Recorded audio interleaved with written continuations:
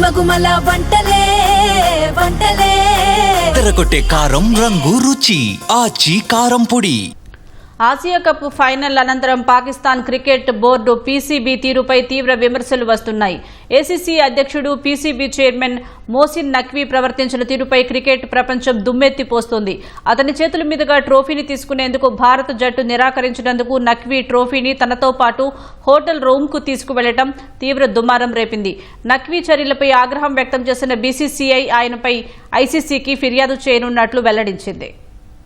Asia cricket council ACC అధ్యక్షుడు Pakistan cricket board PCB chairman Mohsin Naqvi తీరుపై సర్వత్రా పెద్ద ఎత్తున విమర్శలు వస్తున్నాయి. అతని చేతుల మీదుగా ట్రోఫీని తీసుకునేందుకు భారత జట్టు నిరాకరించినందుకు నఖ్వీ ట్రోఫీని తనతో పాటు హోటల్ రూమ్కు తీసుకెళ్లడం తీవ్ర దుమారం రేపింది.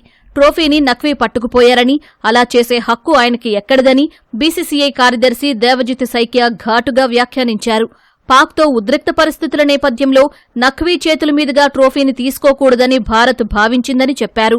UAE board vice president Khalid చేతుల మీదుగా తీసుకుంటామని పేర్కొన్నట్లు తెలిపారు. కానీ నఖ్వీ మాత్రం ట్రోఫీతో పారిపోయారంటూ సైకియా మండిపడ్డారు. పాకిస్తాన్ ప్రభుత్వంలో నఖ్వీ సీనియర్ నాయకులని, ఆయనతో వేదిక పంచుకోవడం జరగదన్నారు. ఆయన చేతుల మీదుగా తీసుకోవడం లేదంటే దానర్థం ట్రోఫీ వద్దని కాదని, తనతో పాటు ట్రోఫీ తీసుకెళ్లే హక్కు ఆయనకు లేదని, ఇదంతా పిల్ల చేష్టల వ్యవహారంలా ఉందని ఘాటుగా వ్యాఖ్యలు చేశారు. భారత జట్టుకు ట్రోఫీ ఇవ్వకపోవడం సరైంది కాదని, ఏసీసీ చైర్మన్ ట్రోఫీ ఇవ్వకూడదనే ఉద్దేశంతోనే కనిపించారని ఆరోపించారు. అందుకే ట్రోఫీని, మెడల్స్ను ఆయన హోటల్ రూముకు తీసుకెళ్లారని పేర్కొన్నారు. తప్పకుండా ఈ విషయంపై ఐసీసీకి ఫిర్యాదు చేస్తామన్నారు.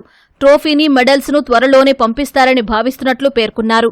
నవంబర్లో జరిగే ఐసీసీ మీటింగ్లో ప్రైజ్ డిస్ట్రిబ్యూషన్ కార్యక్రమంపై నిరసన తెలుపుతామని సైకియా స్పష్టం చేశారు.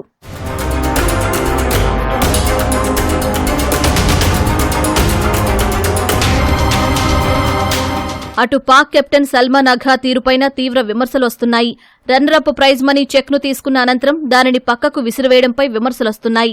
అంతేకాదు, తమ జట్టు మొత్తం మ్యాచ్ ఫీజును ఆపరేషన్ సింధూరులో ప్రాణాలు కోల్పోయిన వారి కుటుంబాలకు ఇస్తామని ప్రకటించాడు. ఆపరేషన్ సింధూరులో మరణించింది ఉగ్రవాదులేనని ప్రపంచానికి తెలుసు. ఉగ్రవాదానికి తమ మద్దతు ఉంటుందని, ఈ చర్యతో మరోసారి పాకిస్తాన్ ప్రపంచానికి చెప్పినట్లయిందని విమర్శలొస్తున్నాయి.